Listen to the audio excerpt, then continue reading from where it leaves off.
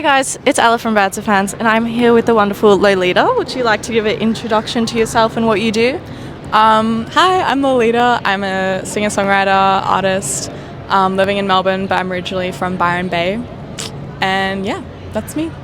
Lovely. So, when was the beginning of your music journey? How did that start?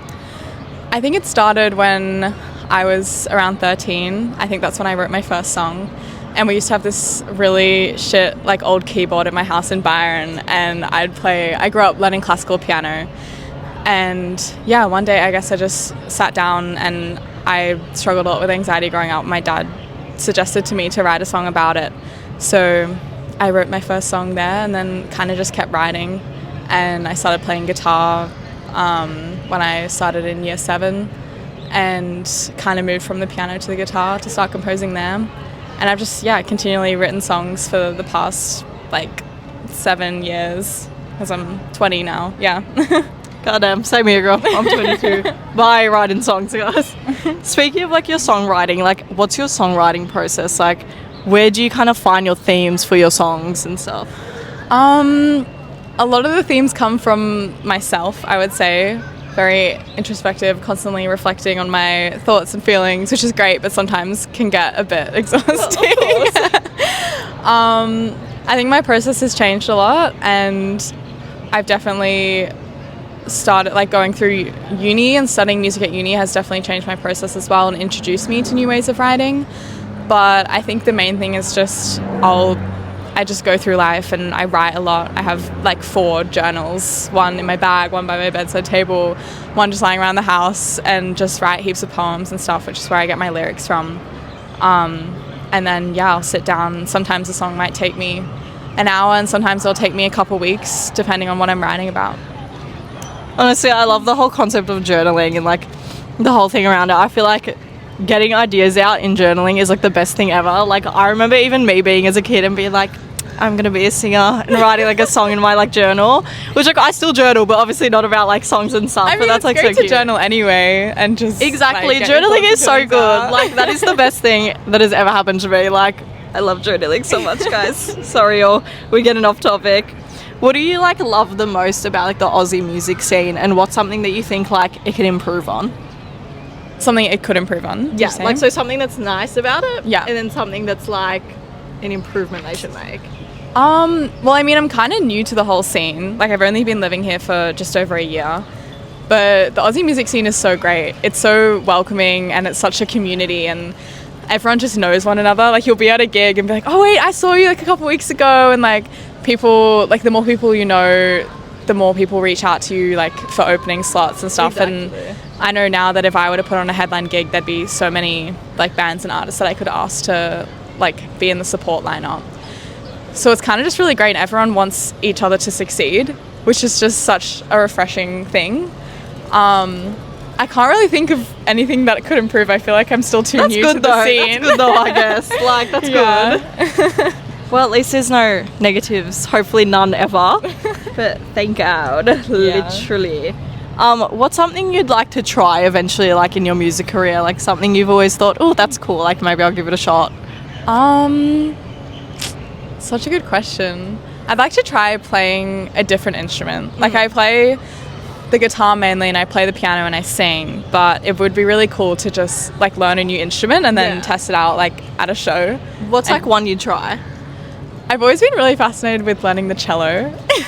Honestly, it's so cool. It's such a beautiful instrument and really majestic, and I feel like maybe next Lolitah show I'm just gonna whip out the cello. Hopefully you do. It's actually so sick. So I'd be oh, okay. Okay, yes. I love when people bring interesting instruments on stage. I'm okay, yes, pull over. I remember being at a gig and someone put out a harmonica, and I was oh my god, I was wow. Yeah, it really adds a different quality to the sound and the live show experience, I'd say. Exactly. I feel it just makes it 10 times better somehow. Yeah. And so far, what's been your best and worst show, and why? Best and worst show.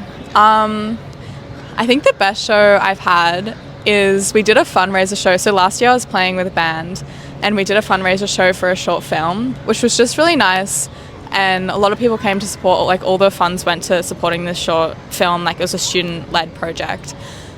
and just such good vibes in the room, like such good energy on stage. I think when I'm performing, sometimes I can get in my head and I'm like really aware that I'm on stage, and that performance I was just really in it and in the music and wasn't really thinking about it, which is a really great feeling.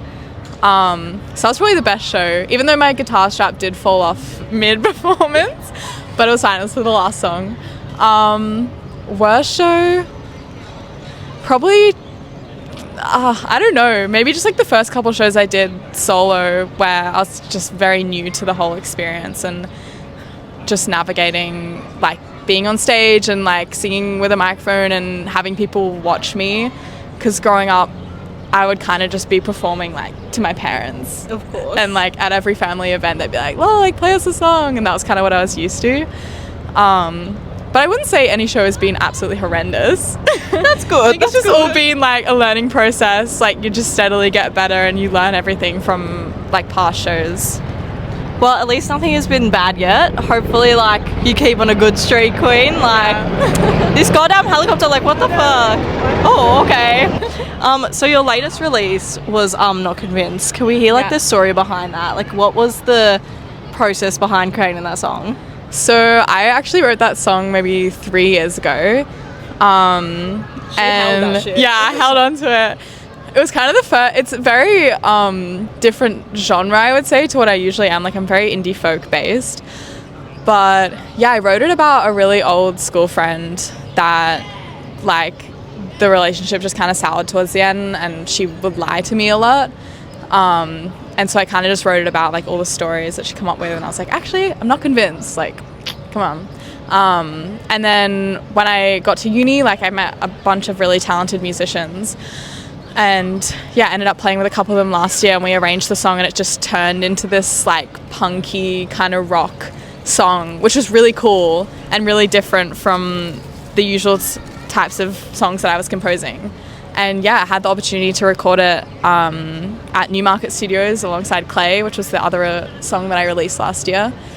And yeah, it's just a really cool song. Like, I listen to it all the time, and a lot of my friends will be listening to it and like send me screenshots of the Spotify, be like, look who I'm playing, and I'm like, wow, like making me feel famous. I honestly love that, and like I feel like honestly you meet so many people in your lifetime that are like that. Like, I feel like there was so many people at like my high school that like I'd become friends with, and they were such like pathological liars that it's just like so funny to me that I'm like, girl, like I'm not believing what you're saying. I know. And also when just wait for the helicopter. Stupid helicopter, bro. There's only so much songwriting material I can get from myself. Yeah. So sometimes I've got to look outwards and think about like the relationships and friendships that I've had in my life. And like I've written songs about like my mom, my dad, my brother, my grandma, like friends. And yeah, it's kind of sometimes good to have that like outside perspective and be writing about something else rather than when I'm writing about myself, because can feel more intense sometimes. Of course. Yeah. I feel like it'd get a bit overwhelming when thinking about feelings, emotions of like your own, and be like, oh. And a lot of truths will come out. Like, I'll be writing something and I'll write a line. I'm like, wow, do I really believe that? Or am I just writing this? It's like, am I trying to be like really cool with lyrics, or is this what I think in life? Exactly. Speaking of lyrics, what do you think is like your favorite lyric that you've written, and why? Like, what lyric really means the most to you, kind of? I feel like that's like annoying because you have to go through like every song you've written.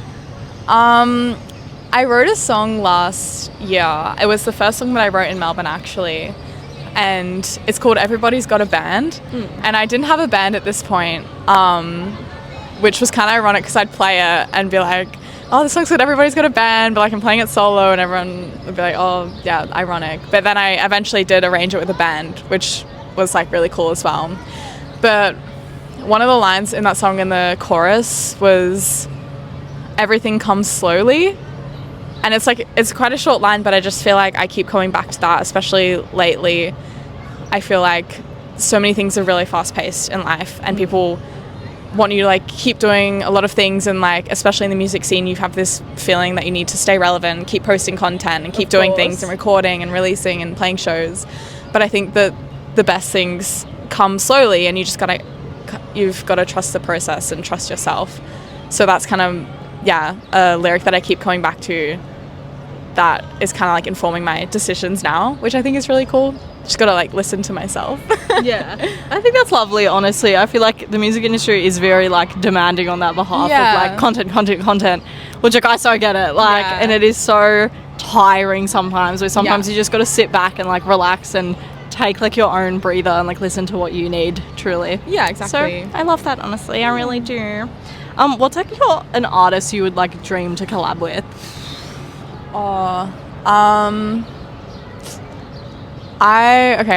I really love this artist called Ruby Gill. I don't know if you know her. Not familiar with her. Yeah, she just released an album, I think last year. And I went and saw like the release of that album with a couple of friends, and she just has the most beautiful way of writing, and every single song on that album I just like felt so connected to and just felt so deeply. And yeah, she's kind of a big inspiration of mine, so it would be really cool to do a collab with her. Well, fingers crossed. Yeah, If you're seeing this, come on, reach out. She's waiting for you, girl. Like, come on. Do you feel like any like differences like with being like a solo female artist in the industry? Like, do you see anything that's like more challenging or anything like you feel like would be different if you were doing something else? I think that the first thing that comes to mind is just the level of assertiveness that you need to have, and that I'm realizing that I need to have, because you know, in a lot of spaces, especially in music, you kind of look around and you realize you're the only woman in the room, which is not necessarily a bad thing, but it's just something that I notice. And I feel like when I am in those spaces and I'm realizing that, I really have to tell myself, like, okay, put your assertive hat on, like, you know, you deserve to be here, your opinions are valid, la la la. Just like kind of that self-talk, which is like annoying, and I feel like I shouldn't have to do it, but it's just kind of inevitable. But I also feel like in any profession, like being a woman, you kind of have to be like that, which is just a cruel reality of life, I guess. Unfortunately, I feel like you definitely see it a lot in the music industry because it's so male like populated. Yeah. Which like obviously like we're not complaining, guys. We're not complaining. We're just saying more women, please. Like appear.